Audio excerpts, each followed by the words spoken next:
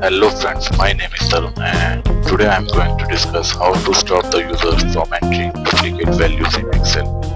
At times what happens, we want to use only unique values in certain fields of Excel and we don't want to use duplicate values in those fields of Excel. So is there any way out to stop the user from entering duplicate values in those cells? Yes, there is a way out. Here I have been given a list of employees and what I want is I don't want the user to enter any duplicate name in this list. So in order to stop the user from entering duplicate name in this list, what I will do, I will put a data validation here. First I will select this list. I will go to data validation. Data validation, I will select custom. I will type a formula count if and I will give a range of this list in this formula and I will phrase it by pressing F4, comma, I will select first name, then I will close this bracket. This should be equal to 1.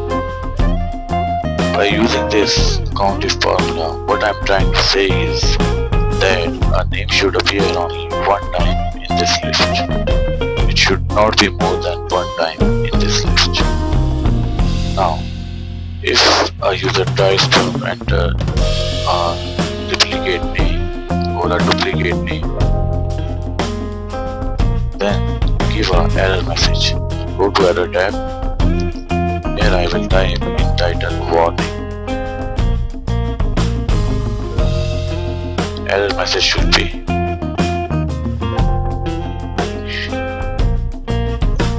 you are trying to enter duplicate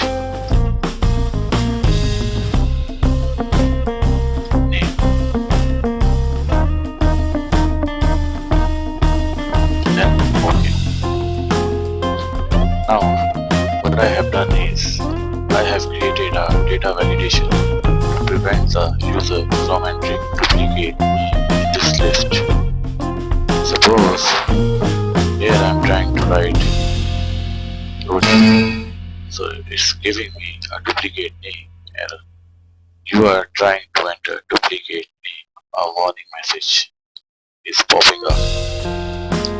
So whenever a person will try to enter a duplicate name in this list, it will give this warning error message. Now if I take a unique name like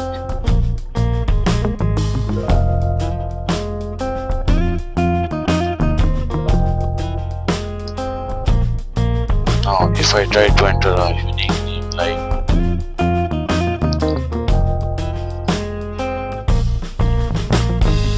it will accept a unique name, but it will not accept the duplicate name.